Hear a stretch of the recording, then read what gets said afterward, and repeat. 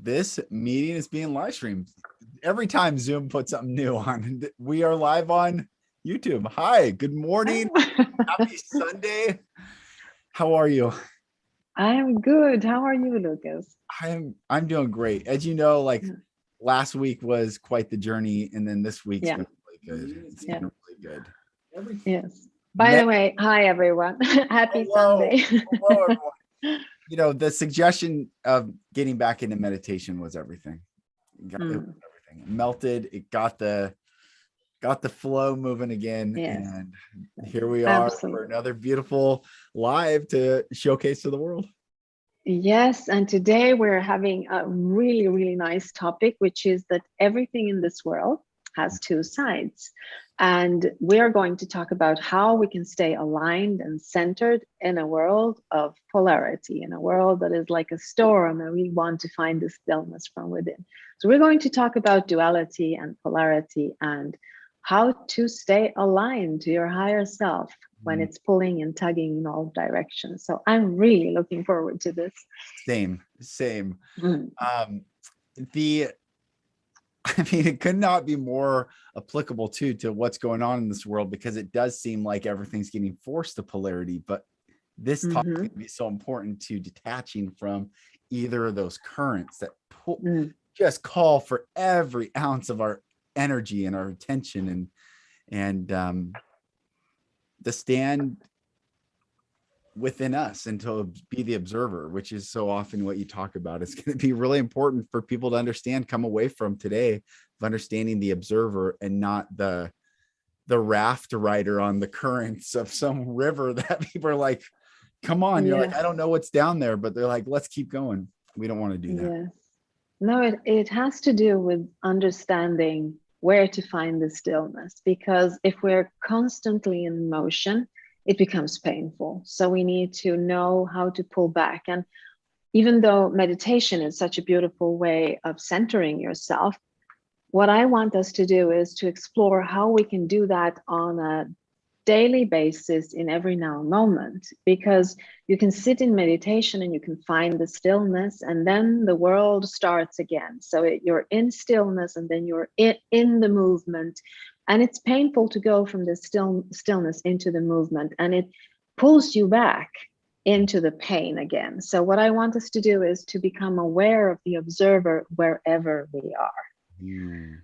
To know that the observer within us is always on, and to connect to the observer, not to fall asleep and, jump into the movement unless we want to become more aware of what it is that we are focusing on, and if we want the movement or not, because there is always a choice in this. Yes. We live in a world of polarity. There is nothing that isn't dual in this world. If we look at it from a perspective, like, I'll give you an example, cold and hot. We would say that cold is different from hot, but it actually isn't. It's one and the same thing. It's just a question of the gradient or the degree of coldness or hotness in it. So cold and hot is one and the same thing. Stillness and movement is one and the same thing. It's just an extreme of one and the same thing. Just knowing that can keep us centered, because we know that if I can shift from love to hate, or from stillness to movement and back again, it means that it's the same thing. We don't have to jump out of it. We can stay in it and either raise the frequency or awareness. It's a question of raising, tuning in all the time.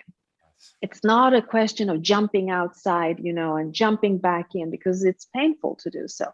But if we understand the true nature of this reality, where this polarity is almost like an illusion, because its extremes always meet each other. So this is why genius and insanity is very close, because it's two extremes and they're always meeting each other. The same thing goes with hot and cold, love and fear or hate or whatever it is. The extremes of this always meet. The stillness and movement are also the same thing. So if we understand that it's only the gradient, then we also know how to dial up or dial down this. Right. And it's important to understand that it is one and the same thing. This is why I think we tap into the world being an illusion. It is an illusion because it's made of the same essence. And we create the polarities. We create the dualism here because we are actually here to explore that dualism. We are here to explore the polarity. We are here to explore the negativity so that we can use it as a contrast to what it is we actually do want to explore. If we don't have darkness, then how would you know what light is? Right. So it's a way of creating this reality, but I think we fall asleep to that notion that we're actually creating it. So we think that there is a separation between the two when there isn't. In reality, there isn't. Right. When I was growing up in a very staunch Christian home, I grew up with the viewpoint of I am to live black and white in a gray world, that the world is compromised, the world is relative, and that I am black and white. I am going to be walk in holiness and purity and all these things, and then everything else is a not of me. And I tried to keep it one side. And life humbled me, and life happened, and I grew older and different perspective. And I gave this keynote talk probably 5 or 6 years ago, of actually I'm to live gray in a black and white world, meaning there are polarities, and yes, they do match, but I'm never a polarity. I'm never one or the other. I'm the gray matter observer. Like, that's why I like the brain's gray. Like, I'm the observer of this, and I can choose which side I want to explore. Do I want to go down the light path or dark path? But to claim that I am the polarity is not only an illusion to myself, but also missing out on the contrast of what makes one beneficial or more enjoyable than the other. I would not have any gratitude, which I didn't for so long. I didn't live with gratitude. So I think this understanding of detaching and observing brings so much gratitude, because this is a game. This reality is something for us to play with and have fun with, not perform in for whatever desire someone else has placed upon us. Absolutely. I love how you said that you are not the polarity. You can never be the polarity. Right. Because the polarity in stillness and movement is that there is a stillness, an observer of the movement on the outside. And the stillness, well, you can ask yourself, where can I find this stillness? How can I find this stillness? And the stillness is always within each and every one of us. This is our true nature, that stillness. And this true nature, this stillness, is here to observe the movement, the illusion of movement. This polarity to the stillness is the movement, and we're here to explore the movement. What we forget is that we are the stillness, and the movement is always changing, always moving. And we are choosing the choice to choose the middle way, for instance, to say, I am not black, I am not white, I am in the middle of this. I am not hate, I am not love, I am in the middle of this. I'm the observer of this. And then you look at things and you make a conscious choice what it is that you want to explore. Because an increase in one of these states leads to a decrease in the other. So if you choose to be love, then you know that the hate will be decreased. That's the polarity in this. It's the gradient where you position yourself in that, your perspective on things. It changes. And this is why the world changes when you change, because your perspective is different. And when you focus on one of the polarities, the other one must reside. It must pull back. It cannot be the same. It cannot be exactly the same. And it's within you. That is where the choice is always made.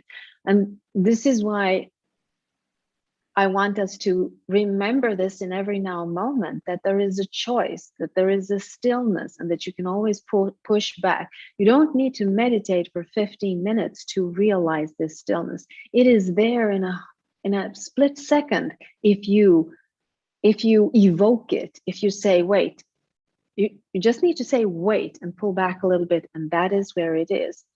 I'll have to read a quote by Franz Kafka, which I really love, because it talks about the stillness and where is it to be found. And here's what he says. He says, "You need not leave your room. Remain sitting at your table and listen. You need not even listen. Simply wait. You need not even wait. Just learn to be quiet and still and solitary. The world will freely offer itself to you, to be unmasked. It has no choice. It will roll in ecstasy at your feet." So this is where this stillness, where you have the choice, where you can look at the polarity and choose if you want to go left or right, plus or minus, light or dark, or in between. And it becomes more conscious. The more conscious you are of this stillness, the less this pendulum will go from negative to positive to negative to positive, because you go higher and the chain of that pendulum becomes shorter and shorter. That's why it's not moving as much. So you become, yes, you become more still. Yeah. So you can see the polarity. This world, as the shadows here, we can't escape it. So there is a polarity. And the meaning of this polarity is for us to choose. But if we, as you say, believe that we are the polarity, then this pendulum is going back and forth, and you cannot, it's too much movement. And this is where the pain of being human is created there, because we are not connected to the divine aspect of who we are. The more we are connected to that divine aspect of who we are, the less this pendulum goes back and forth, plus and minus, and the more balanced we are, and the less pain we experience, because it's the back and forth that creates the pain within us. Such a great analogy. I love that, because if we're staying in the fulcrum point, that center point where that hinges, then there is no movement. Maybe slight variation of the, I'm seeing like two strings or two, I don't know, pieces of wire holding tight. There's nothing to move.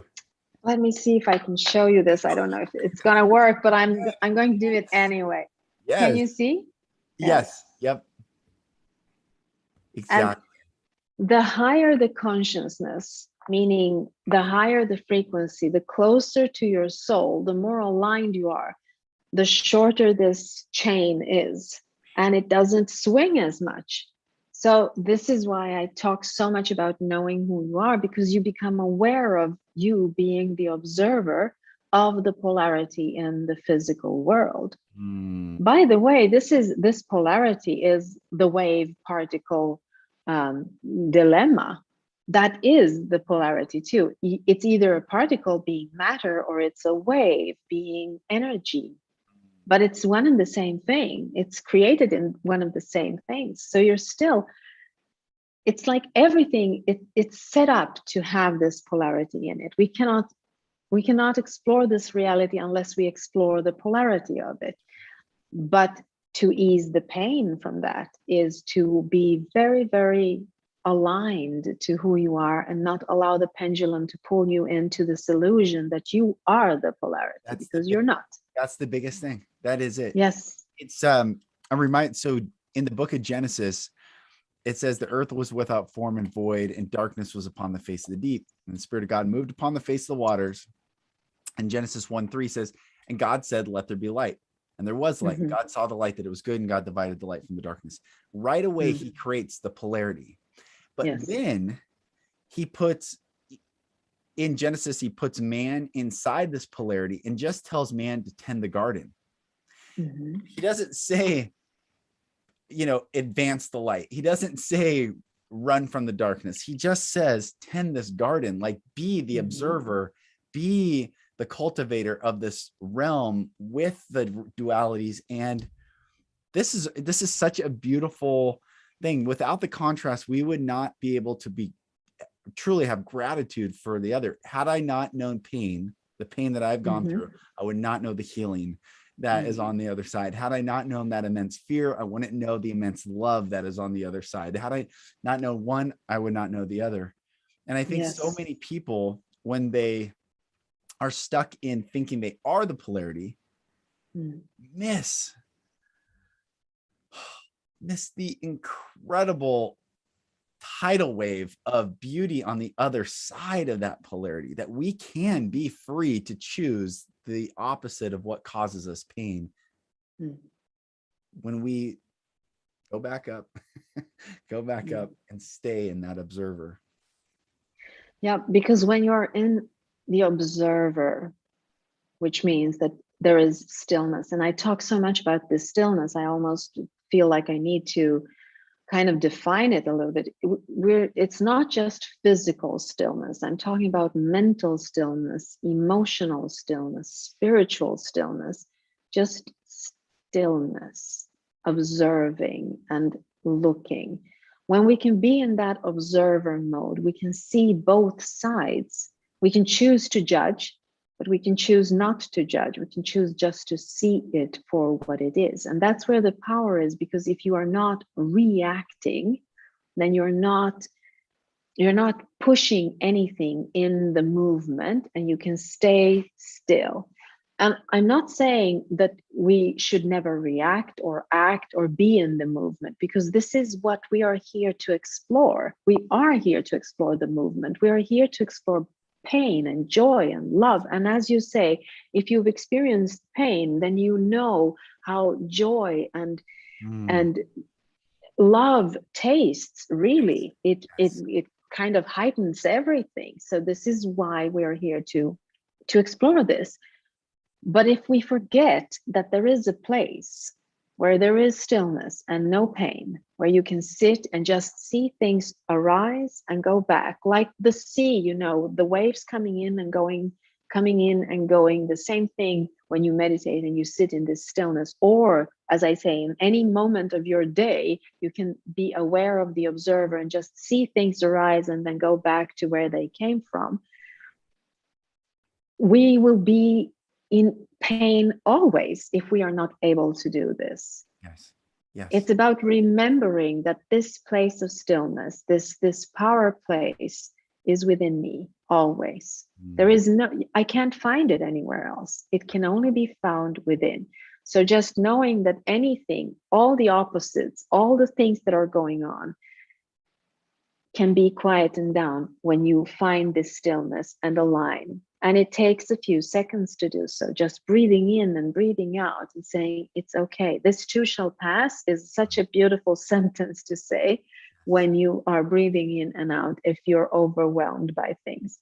Because we have to remember that the frequency that we're setting within us, when we say this too shall pass, it is okay, is changing whatever is passing.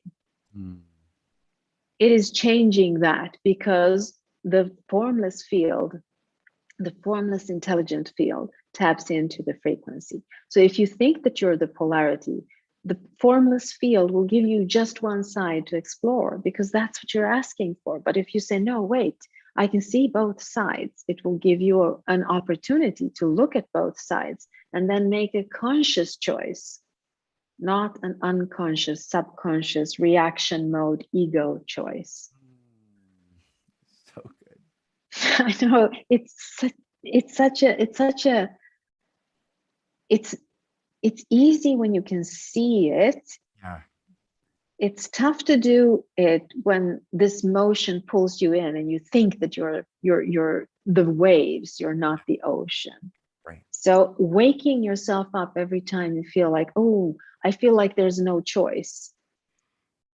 Know that you are in the movement. If you feel like there's no choice, then you're in the movement. There's always a choice, at least one choice, two choices, at least two choices. But there are so many more choices. But you need to stand in that crossroad where you know that there are two choices at least, because there are two sides to everything. There's always darkness and light, and there in between lies a lot of other choices.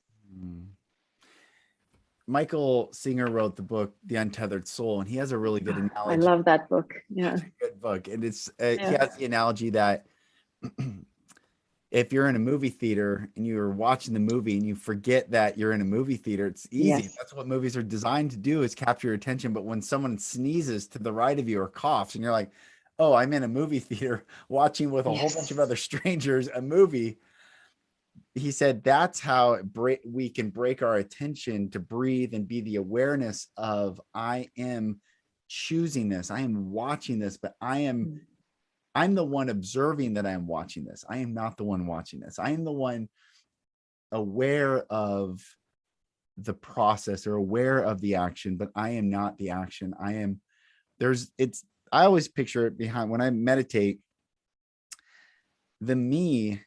the observer is back further in my head. I always felt like back here versus up here and like third eye and the pineal gland. Like mine's like, I don't know. But anyway, that helps me detach and see. And if you think of that analogy, everyone listening, like the movie is, you are powerless. If you're in the movie's going to keep going, and it's already designed to keep going with all its ups and downs and turns and twists. And as much as that can be fun, if you know you're intentionally choosing that to get on the roller coaster and let it take you where it wants, if we are living life that way, our anxiety will be through the roof, our anger, our stress, our trying to control this. And the truth is, we don't have to be in a current that is not of our own choosing. Absolutely. It's a question of always recognizing this observer within you, to understand that, I mean, for me, it was such an aha moment to understand that I'm not my emotions, that I'm not my feelings. I think I was in my mid-30s when I realized this. And that came as a shock to me, because I don't know what it was, but I was so identified with my emotions, and it's probably something with my past, and that I've always been in my emotions, so to speak. So they became a part of my nature. This is how I felt. I am no one without my emotions. And I thought of it as, of course I am my emotions. What would I be otherwise? Well, I'm not. I'm actually the one observing the feelings. The feelings are movement, which I'm choosing, but I did not know that I was choosing them. It felt like they were a part of me. They were just there and I couldn't stop them. So I had to explore the emotions. I don't have to explore anything. I can go back into this place where you said in the back of my head. For me, it's a little bit closer. It's in the center of my head and it goes straight up like this. There's no boundaries between, there's no skull here. It goes straight up. That's how I feel the observer is. It's like it's almost like looking down from a balcony or something. That's where I am with this. I'm kind of hovering over myself when I'm in observer mode, and just realizing this, that I am not my emotions. I'm using them as a tool here. I can shift them. Some emotions are harder to detach from. Even if I am in observer mode, it feels like, oh, I have to go there. It pushes me and pulls me. Like if something is not okay with my son, which is, there is love there, but there's also fear. Like the opposite of love is this fear. So I'm going back and forth there. I need to balance myself in the middle somewhere to be able to see. And when I'm balanced there, then I can help him. I cannot help him if I am in fear or if I am in total love and I can't do anything.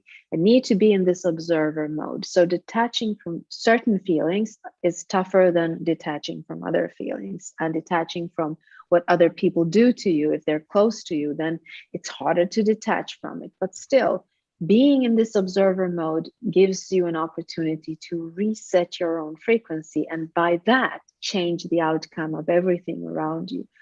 Also, when we are in observer mode, we create space for others to wake up from the dream. because we are not pushing the waves, we are not pulling and tugging. We stand still and we say, I see what you're going through. Yeah. Just as a witness, we become almost as a witness to their observer, so that they can wake the observer up within them without doing anything, just being there and seeing everything that is there without reacting to it. It's like everyone is pushing the buttons, and you just stay calm and look at the buttons, look at the lights going there, look at the waves, and leaving it as it is, just staying in that stillness, looking at it. That's such a powerful place to be. Really, it is. If being in that place and being a contrast, when some people don't want the contrast if they're in heavy emotion in that state, if they are their emotion, they don't want the contrast, because usually what is it, people like to commiserate with each other. I forget, I don't know what the saying is, but if someone's in a bad mood, they want other people to be in a bad mood and like all commiserate together. Yeah. They don't like the contrast. However, the contrast, thank God for that, because, and had I not seen the contrast, I would have no hope. Yes. I would have no way to know, is this all that is? If this is all that is, this is hell. However, I can experience hell to really be a gratitude and grateful for heaven. And I had someone troll me this morning when I had this post about sovereignty, and they said the sovereignty movement is anti-government. I thought, that's so fascinating. No, it's not. It's wouldn't you be a better citizen in the government if you're a sovereign? Like, well, it doesn't have to be this. That was, I don't know, probably was a bot. But it had me thinking, like, what an interesting thing. Like, would we not want contrast? I'm thankful that I can look back in my life and there's always been a contrast. And when I was in deep pain, I didn't want to see them, or I was angry at them. I used to be so angry at the person. I'd be like, how you doing? Like, doing great, loving life. And I'm like, you don't know what I've gone through. You don't know what I'm going through. And now I'm the one saying, people are like, how you doing? I'm like, doing great. Like, because I am, because I think that comes with maturity, time, and wisdom. But it's also not necessarily that case. It just is the person to say, there has to be, if I am in one, there has to be an opposite. So what is the opposite in this situation? And the only way to get to that place is to be the observer and the questioner, and to breathe and take a pause. And because everything else is a heavy vibration, and sometimes that vibration is so dense and heavy that it's incredibly hard to move out into the stillness and observe without a contrast, without someone else saying, hey, you can, are you done? You want to, come on, let me just hug you, Exactly. The contrast is there to show you what you're not. And it is for you to acknowledge that, okay, I am not this, so what am I? Instead of staying in that negative space where you're exploring what you're not, you say, okay, so what am I? For me, for instance, since I had a father who was really dominating every aspect of my life, and he was behaving in a way which I despised that while I was living there. I really had nothing. I couldn't identify myself with his way of being, but this gave me a contrast, so that when I was looking for someone to share my life with, I knew exactly what I didn't want, which means that I was very clear on what I wanted. So it gave me a tool to understand what is it that I actually do want in this reality. And it's really important to go from, okay, I don't want this, to say, okay, so what do I want? Because that's how you literally go from one side of that same spectrum to the other side, by asking, what do I want? What is it that I want to create here? What is it that I want to explore? So let's say that having a dominating father, I would say, I want a boyfriend who will see me for who I am and not try to dominate me, who is kind and open-hearted, who is going to be there for me, not control me. So I knew exactly, it was really like using it as a map of what I did want instead. So in a way, I could say thank you so much because it defined it so perfectly. And there he was, perfect in a sense, exactly the way I imagined it. But I wouldn't be able to do that. I would have to try, error, error, error, try again until I found what was right for me. This way, I knew exactly what I wanted. And it just popped up in my reality. So if we can learn how to use that contrast, then it's very beneficial to have had it there. That's what the contrast actually is here. Because as I say, we can't escape this. There is no movement without the stillness. There is no light without the darkness. There is no you without me. It's always something. It's in relationship to something else. Always, nothing exists in itself by itself in this reality. It's always in contrast to something else. That's what the yin and yang is here. That's what the duality or the polarity is about here, to understand that you can't separate those two. You can't say, I'm going to be happy for the rest of my life, period, and nothing bad is going to happen. It's impossible, because in this reality, there are equal amount of pluses as there are minuses. There is equal amount of negative stuff as there is positive stuff. And if we look at it this way, every growth in consciousness, it's like breathing in and out. Our lungs or our subconscious mind or the divine part of us knows that if you breathe in, you will breathe in carbon dioxide and you will breathe in oxygen. And your body knows how to keep the oxygen and release the carbon dioxide. It knows, you don't have to do anything. It knows what to do with it. Well, it's the same thing when you grow in consciousness. It's like a breath. You will get the equal amount of positive and negative. And the more conscious you are, the more of positive and negative stuff you're going to get into you, so to speak.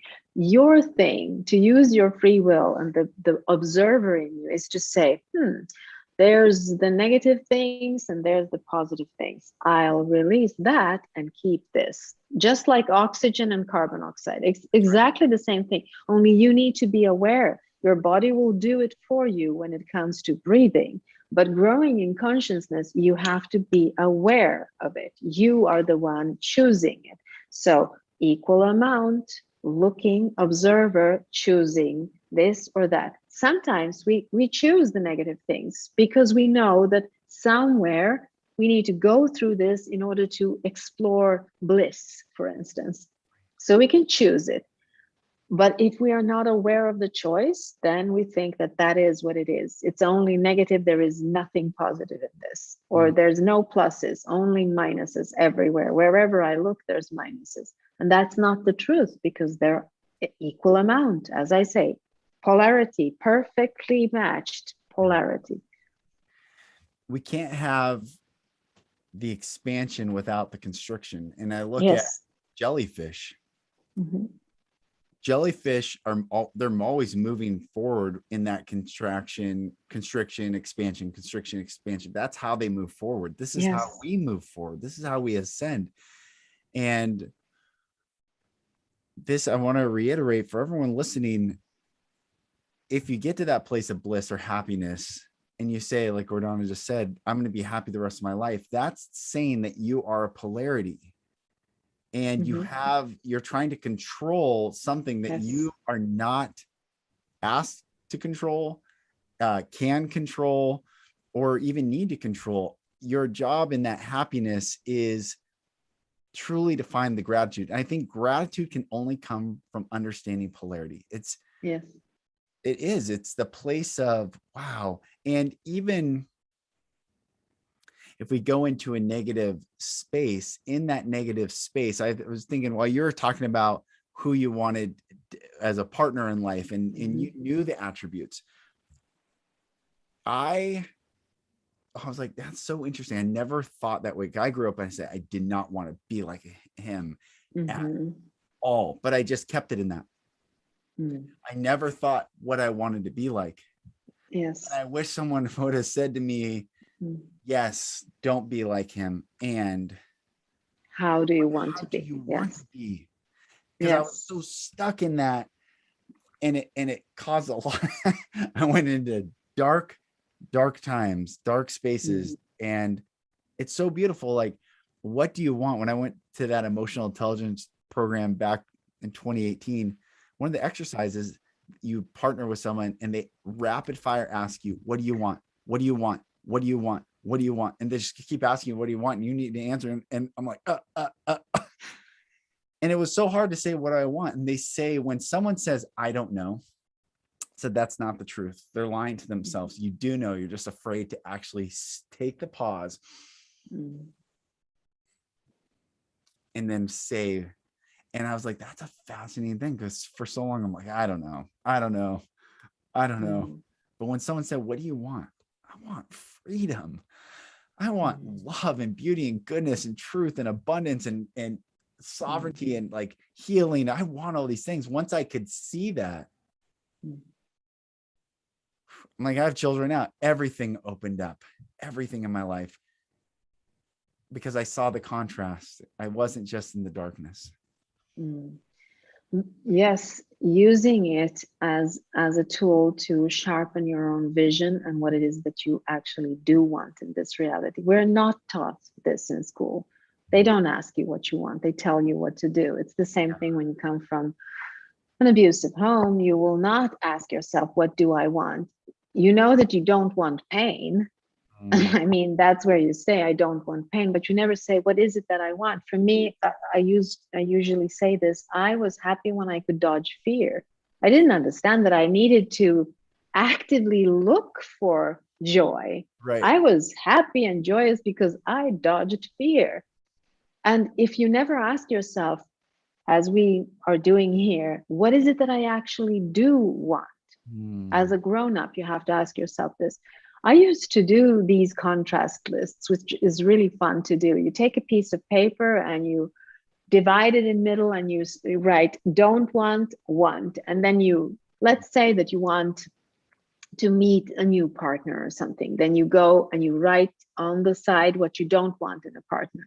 I don't want him to be slobby. I don't want him to smoke. I don't want him, blah, blah, whatever it is. And then before you end this game, you have to go and every statement you have to ask yourself, so what do I want? Good. That's Every so good. single statement needs to be Yes. in this contrast with what do I want? Yeah. Okay, so I want him to be tidy. I want him to be healthy. I want him to, every single statement. And then when you're done, and this is the best part, you take a pair of scissors and then you cut it and you throw away that and keep the list, because this is ordering. This is an order to the formless field out there. This is what I want. The same thing goes if you want to do it with your work or your career or whatever it is in your life. Doing this contrast list will sharpen your vision of what it is that you want in your life by using this polarity and this clarity in the contrast. You can literally sharpen it and make a conscious choice of what it is that you actually do want to create in your reality. And we were talking about how you can't come to a place where you go, okay, so now I'm happy and it's always going to be happiness. You can choose to be happy in every now moment, but you have to be aware of that there will be negativity there. And if you haven't understood this observer position, you will fall into the negativity and you will say, oh no, not again. Why is this always happening to me? Because it's there all the time. Your job is to say, I see you, but no, thank you. And then you choose happiness. You have to actively choose happiness. It doesn't come by itself. You have to choose it. It's the choice. It's the middle way and the choice to be able to see where you are. I mean, everything in our reality looks like this. If you look at a tree, the branches go, it's one branch and then it goes into two and two and two. So it's always like that. this is how our life looks like. We're always on a path, and there's always two choices in this path, and it's moving forward. So we're always at the center of this, where there is a choice to be made. Some choices are easy, some are not easy. Some choices need more time, other choices are instant. But still, the key word is choice. So understanding this power position of stillness, observer position, and choice is actually what it is. And it's, as I say, it's good to meditate, but this is something that we do in every now moment. Become more aware of that. There's an old saying I'm just reminded of. I don't know who said it. I've quoted it before. I think it was an old rabbi, but said, may we all be counted as hypocrites, for may we all strive to be greater than we are, but may none of us claim to be that which we strive for that is the greatest hypocrite of all. Meaning, like, let's all strive to be something that we're not right now, but don't ever claim that you are that which you're striving for, because that's the worst hypocrite of all. And it's something like that. But I think that's the quote. And I've always thought that, like, when I give my I ams, like, I am love, I am safe, I am true, like, I am all my I am statements. Yes, that the trunk is. But if I ever say this branch, I'm going to hold so tightly onto this branch is the truth, that branch will break in a storm out of my control, and then you fall. You're holding on to that. So yeah, it's a stagnation. It's kind of a death if you're not always aware of that. It will always branch itself all the time, and the choices are always there, so you have to be in it. If you think that you've made one choice and that's it, and now you're going to be happy for the rest of your life, then you have stagnated. It's a stagnation of life force. Life force wants you to make the choices. Life force. And why are you making the choices? Because you have to be reminded of that who you truly are cannot be hurt by anything here. Who you truly are is unconditional love. And you have an opportunity to explore the contrast to that. And you can do that if you wish in this reality.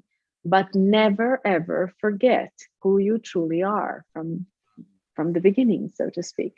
That's the whole point of this game. Why would you not play it if you're aware of who you truly are, if you're aware of your choice? You can choose to be angry at your child. You can also choose to look at it and try to understand what it is doing. There is a choice here. Yes. You can choose to be cross at your partner, saying that stupid person doesn't understand anything, but you can also choose to see it from a different perspective, looking at there's pain here. They're making choices from a pain position. How can I ease that instead? There are so many ways of doing this observer thing in every now moment. And anytime we are experiencing separation or pain, it is a signal that we need to align and make a choice which is aligned with love and unconditional understanding in this stillness. And if we truly are in the stillness, then we can see the true nature of this, that it's not just, I hate that person. It's actually, there are so many other things going on there. And you can see the picture. You can see the whole picture when you are in stillness. When you're not, ego will pull us into not understanding what the stillness is. It will pull us into the motion. It will pull us into the chaos, because that is where ego thrives. So we have to make conscious choice of not choosing from ego, but being more soul-centered all the time. And if it's not stillness within you, then it's not soul, it's ego doing this. Right. So when it's not ego, it is when you're still and you can observe without judging everything that you see in front of you. If you're judging it, then you're looking at it from a perspective that is made by the ego, and it's not the stillness, and it's not the observer within you. It's ego looking. The observer is always neutral. The observer will see things and say, I can see it, and just be in it. Allow it to be what it is without doing anything. Sometimes you need to do stuff, but it's a good place to be when you don't know what to do. So interesting. We just did a road trip, as you know, drove to Yellowstone and the Grand Tetons in Wyoming. But we crossed over the Continental Divide in the United States. And what that is on one side, rivers flow going east, and on the west side, they flow to the Pacific Ocean. So it's one of the highest points, passes anyway you can drive through. So we're at 10,000 feet driving, and water split. And it's very similar to that fulcrum point, that pendulum that you drove. Like at the top, waters will go either way. We can choose to go down one side, we can choose to go down the other, or we can stay in that space where it's the middle, it's the neutral. And I think for me, when I used to hear come at it with neutrality, like come at it from a neutral place. Well, when I was in fear, ego, I didn't want to hear about coming at it from neutral, because the ego just wants to be right. So just tell me I'm right. But do you want to be right, or do you want to be whole? Do you want to be right, or do you want to be free? Do you want to be right, or you want to be a sovereign being? And so this concept is so important. It's lacking. Now that I'm thinking about this, the polarity, the contrast,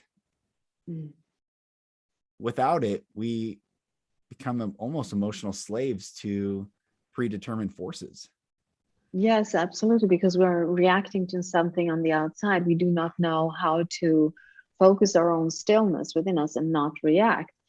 You know, it's not about not living, because living means that you're making choices. What we're talking about here is to be conscious of the choices that you're making, not feeling like you're a slave under someone else's options for you. You have to be aware of this stillness and aware of the choices, and then make conscious choices, looking for the brightest side of everything that comes to you is a choice. It is a conscious choice to say, okay, where's the light here? And you start looking for it. It's the looking, it's the awareness, it's the presence in the now moment that is connected to the stillness and the observer, to realize that you are an observer of this reality, and that there are choices to be made in every now moment if you want to make choices. But you can stay in the stillness too, but it might be dull or not feel like life, because some of us are passionate beings. I'm a very passionate being. I have strong emotions about everything. But if I do not recognize myself as the observer of these emotions, as the chooser of what passions I want to explore, then I become the slave under these emotions, because I have no control over them. So they control me instead. And that becomes painful, and it becomes a human or a painful way of being human, because I am not connected to the divinity. When I connect to it, I can choose to explore the passions, and I'll go into it, I explore it, and then I go back to my stillness again and know this was a game. I'm playing this game here. You know, going back to it and just reminding myself of that there is always stillness within me. I can explore what I want to explore here, and that makes life joyous. If I'm not aware of it, then I feel like it's exploring me or exploiting me almost, with the emotions and me not knowing how to handle stuff. It's not about controlling anything either. When you are in stillness, you don't need to control anything. It just is, and you are, and that's it. So the awareness of the observer within us in every now moment, the awareness of who we truly are and what this world is. It's a world of movement.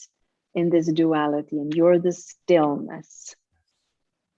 So you are one with your world. You and your world are one and the same essence, just like hate and love and dark and light and cold and warm.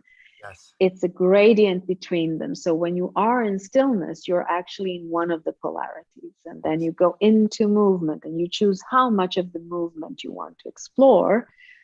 But you have to be aware of that you're in the movement, that you're not the movement. You're in it, and then you go back. That's right. And that's where this pendulum goes. Yeah.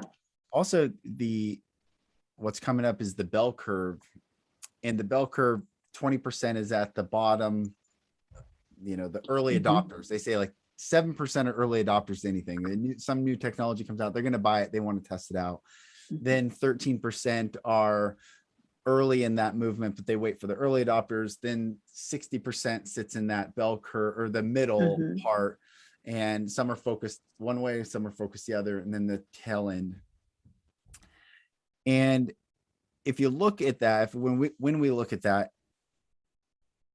really human behavior on a collective scale, observing how we all operate, when we choose one polarity, like when we choose to stay in gratitude and joy and beauty and abundance in life, there will be less in that tail, but that doesn't mean that it's any less valuable, meaning it's not the quantity of those. If we're like, wow, I don't see anyone else that's choosing this, well, it's okay. It's to honor our decision and our journey of where we are right now, because when we go into that early adopter, to keep this analogy going, when we choose to live in love and light and beauty and goodness and truth and wonder and observation and exploration, well, the people that are in the middle, and that 60% that it's like this tug of war, say, oh, well, if they can do it, let me go slide down. I can do that too. And so when we look for quantity of others affirming our decisions, we'll miss out the opportunity that we are the permission for other people to come out and play as well. Absolutely. And it's also a question of recognizing yourself as the creator of your own world.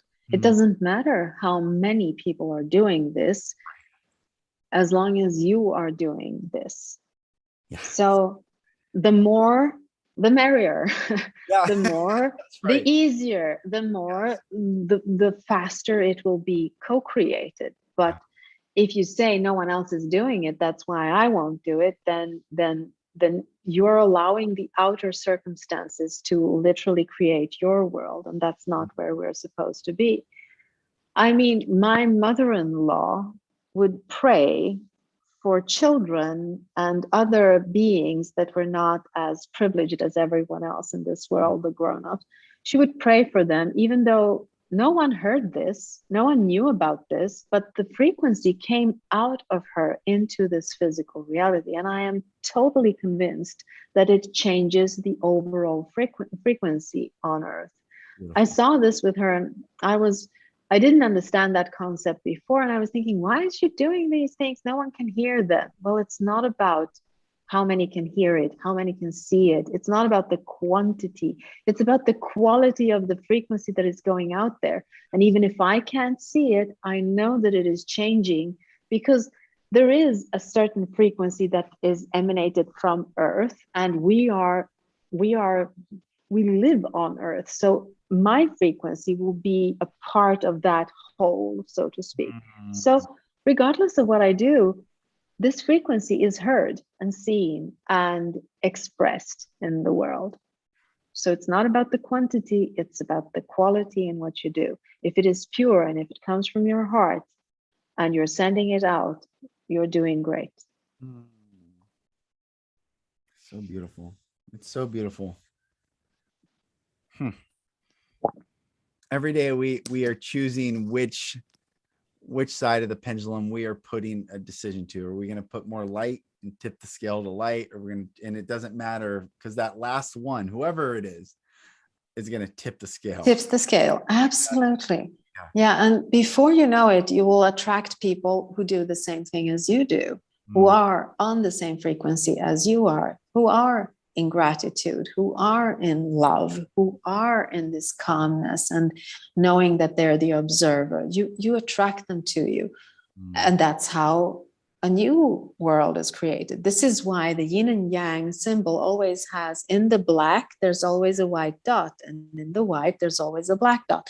Well, that little dot is what you're talking about, this thing that creates the movement, the thing that makes it all go around. So creating a new wave by just being more aware of what it is that you're sending out, that's enough. If enough people do that, it shifts without us doing anything more than just that. Taking care of your own frequency, realizing that you are in observer position all the time, knowing who you truly are. And actually, we're going to end this Sunday live with a short little meditation. I don't know if it's time to do that now, but we can. Yeah. Is it okay?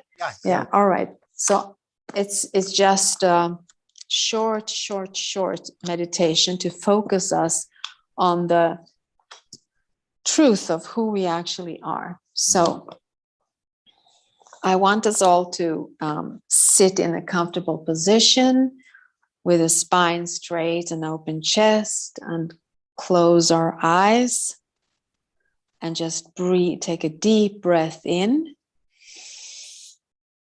and a deep breath out. And put your right hand on your heart. Can you feel how your heart beats? Now take another deep breath in and out with a sigh. Now repeat after me. I am the light in the darkness. I am the love in the hate.